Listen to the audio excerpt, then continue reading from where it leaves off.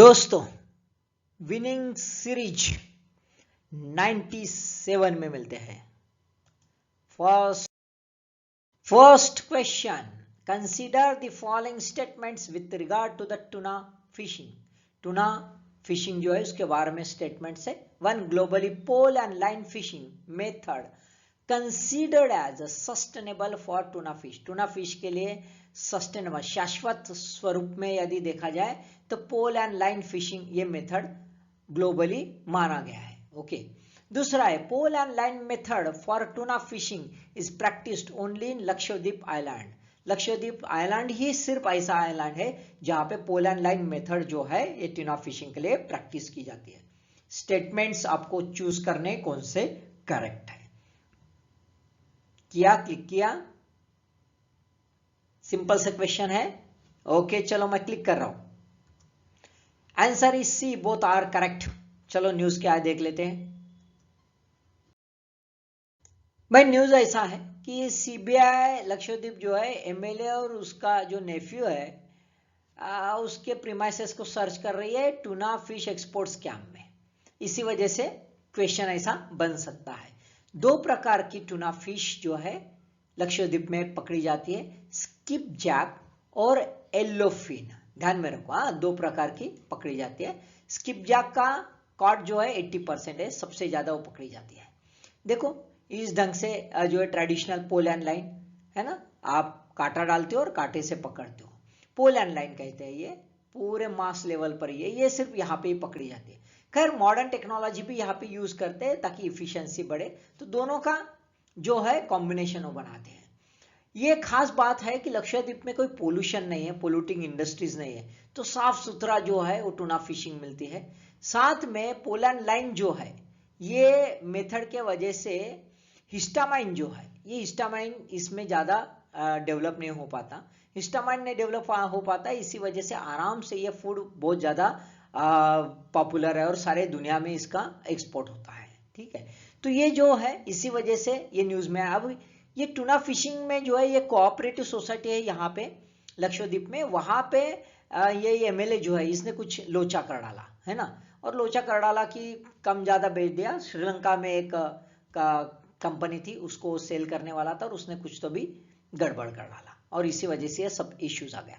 अब histamine that is the scombroid fish poisoning जो होता है ये फूडबॉर्न होता है। इन जनरल फिश में टूना, हियरिंग, मैकरेल में रहता है, लेकिन यदि पोल एंड लाइन से पकड़ा गया तो ये प्रॉब्लम कम रहता है।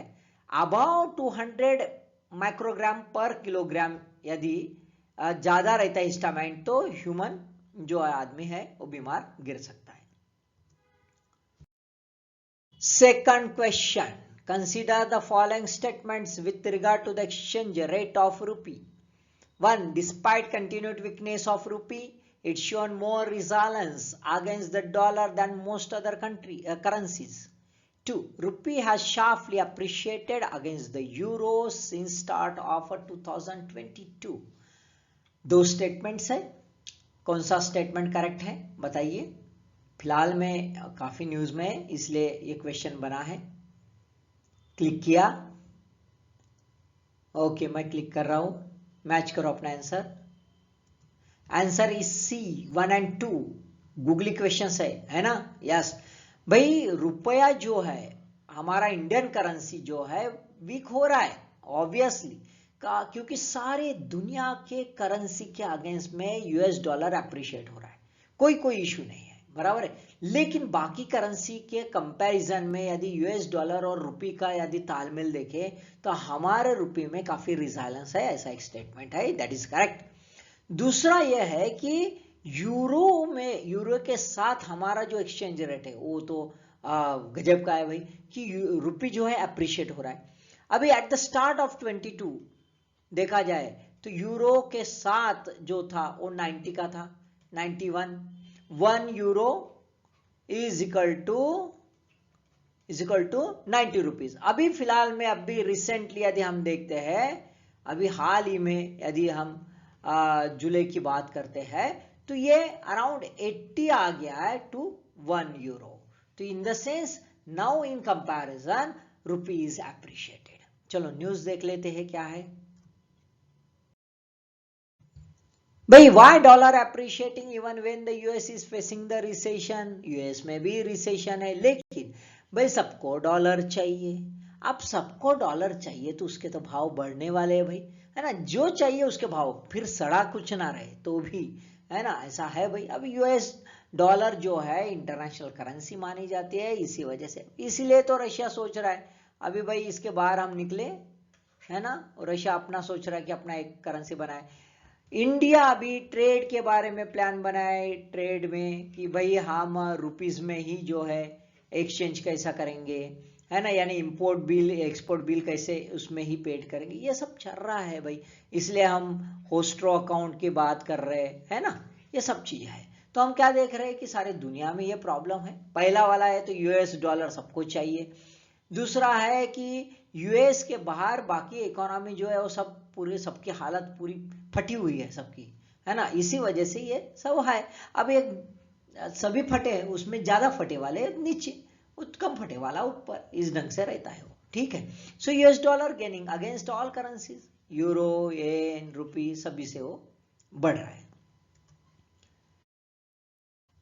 But third question, according to the projections of the Youth in India 2022 report, which state will have a highest decline but still have a highest percentage of youthful population in 2036?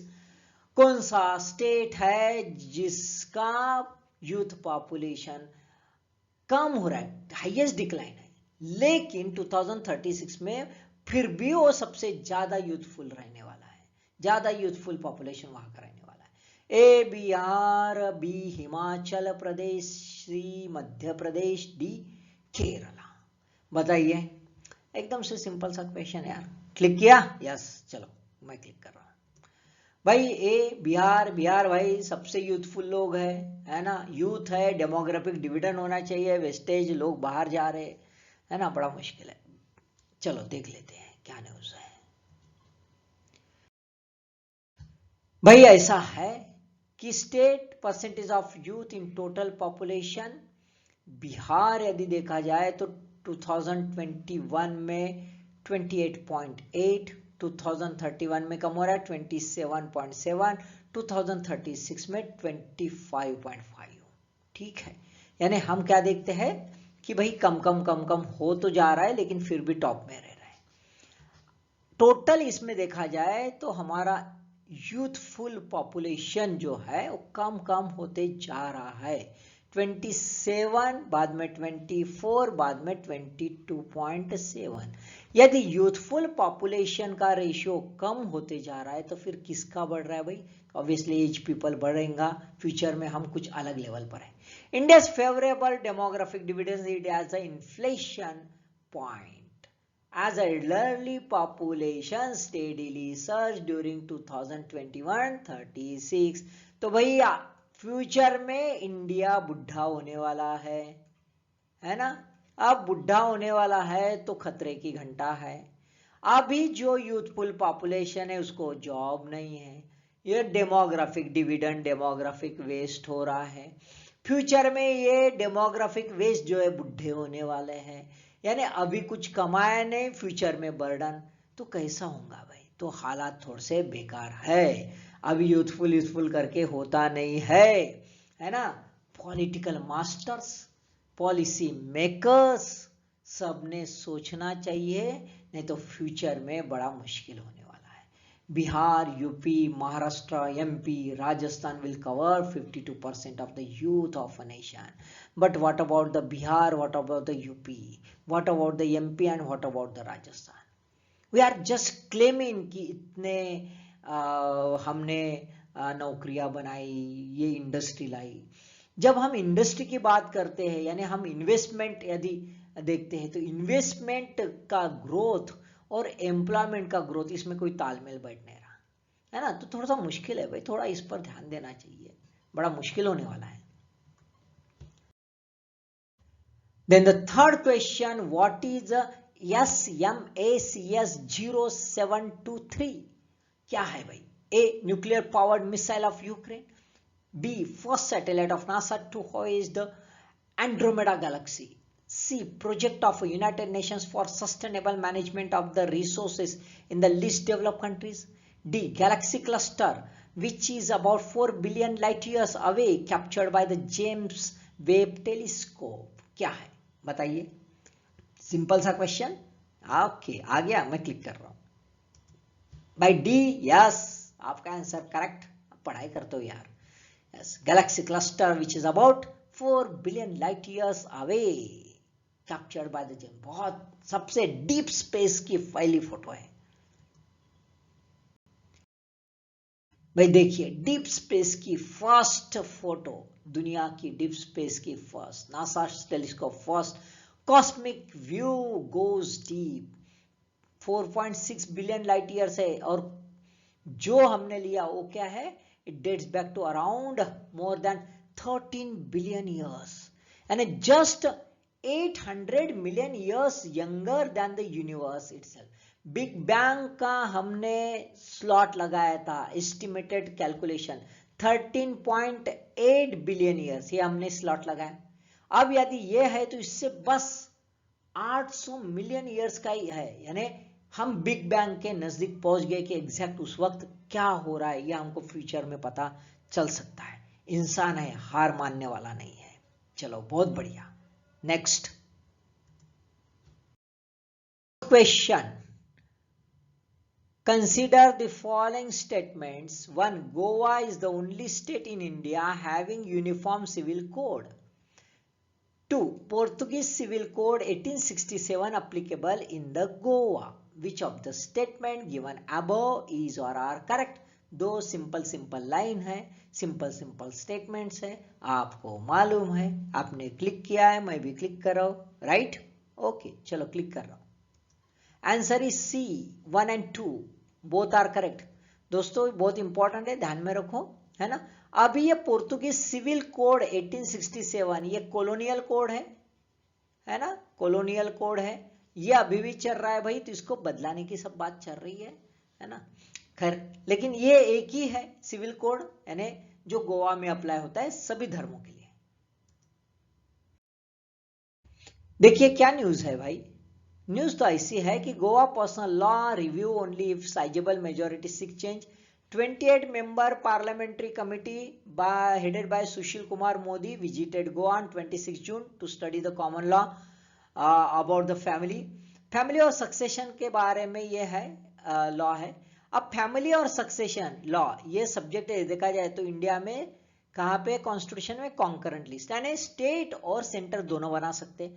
State भी अपना बना सकता है, लेकिन uniform civil code throughout the country यदि apply करना है तो पार्लियामेंट को ही लॉ बनाना पड़ेगा. लेकिन अभी तक हम देखते हैं कि सिर्फ बातें हो रही है, बनाने की किसी की हिम्मत नहीं है, क्योंकि उसके लिए वोट बैंक का इश्यू होता है भाई. सिर्फ, है ना, स्टेट लेवल पर बन रहा है, क्योंकि स्टेट लेवल पर अलग माहौल है ना, लूट करने के लिए. लेकिन वो जानते हैं कि यूनिफॉर्म सिविल कोड यदि थ्रू आउट इंडिया अप्लाई करना है तो सेंटर को ही बनाना है. ठीक है. अब देखो कि हर जगह भाई कहा, सारी दुनिया, इंडिया में जो है, हम कौन सा लॉ अप्लाई कर रहे हैं? पर्सनल लॉज अप्लाई कर रहे हैं. जैसे हिंदू मैरिज एक्ट है 1955, हिंदूज, सिख, बुद्धिस्ट और जैन के लिए.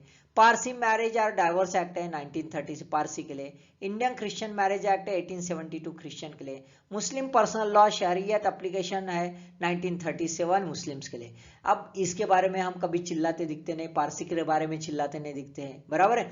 हम यूनिफॉर्म सिविल कोड बोले तो सिर्फ हमें मुस्लिम दिखते हैं भाई. क्यों? तो just we are trying to polarise for the political gain, है ना, क्योंकि पारसी से चिल्लाएंगे तो है कितने. तो ये सब है ना, इंडिया में थोड़ा सा यदि पीपल विजिलेंट रहते हैं तो क्या हो सकता था. देखो, खैर जानो, that is a different part. But as a administrator ध्यान में रखो, as a becoming a civil servant, हमें ये ध्यान में रखना है दोस्तों कि किस ढंग से ये सब है क्रिटिकलिटी, वो एनालाइज करने के लिए हम अक्सर ओपन माइंडेड रहने की सख्त जरूरत है. Last question. Where is the origin of a lumpy skin disease of cattle? Lumpy skin disease जो है कैटल का, उसका ओरिजिन कहां पे है? A Africa, B Australia, C Europe, D Latin America. Single line question, फट से दो. क्लियर? क्लिक किया? ओके, मैं क्लिक कर रहा हूं. Answer is A, Africa. Yes, correct. चलो आगे बढ़ते हैं। क्या है भाई? Lumpy skin disease killed 1200 cattle in Rajasthan. It caused by the virus because it's a viral disease by family Poxviridae, also known as a Nithling virus. Nithling virus कहते हैं, spread throughout the world except the Western Hemisphere, Australia और New Zealand. यहाँ पे नहीं है। सबसे ज्यादा कब बढ़ते हैं? तो वेट समर, यानी बारिश जब शुरू हो जाती है तब समर में, और विंटर में भी ये होते हैं, लेकिन ज्यादा से ज्यादा इंसिडेंट जो है वेट समर में होता है। इंसेक्ट्स काटने की वजह से जो है, मॉस्किटो वगैरह सब काटने की वजह से ये होता है। Infected cattle develop the fever, lacrimation, नसल डिस्चार्ज, हाइपर सलावेशन, बाद में इरप्शंस होता है स्किन से, है ना, खून निकलने लगता है ना, और बहुत बार ऐसा होता है कि मोर देन 50% कैटल्स मर जाते हैं, है ना। इंक्यूबेशन पीरियड है 4 to 14 डेज का। The nodules are well circumscribed, है ना, एक राउंड दिखते हैं, स्लाइडली उभर के आते हैं, कड़क होते हैं एकदम से और बहुत पेनफुल रहते हैं, है ना, ये बड़े मुश्किल हो जाते हैं और हर चीज को तकलीफ देते, सारे बॉडी में फैल जाते हैं, जेनिटल ट्रैक्ट्स में वगैरह सब, तो काफी पेनफुल रहता है। ठीक है, वायरल वैक्सीन जो है ये अप्लाई हो सकती है, लेकिन एग्जैक्ट कोई वैक्सीन इसके ऊपर डेवलप नहीं हुआ है। सो दोस्तों 5 क्वेश्चंस आपने देख लिए हैं। ऑल द बेस्ट यार।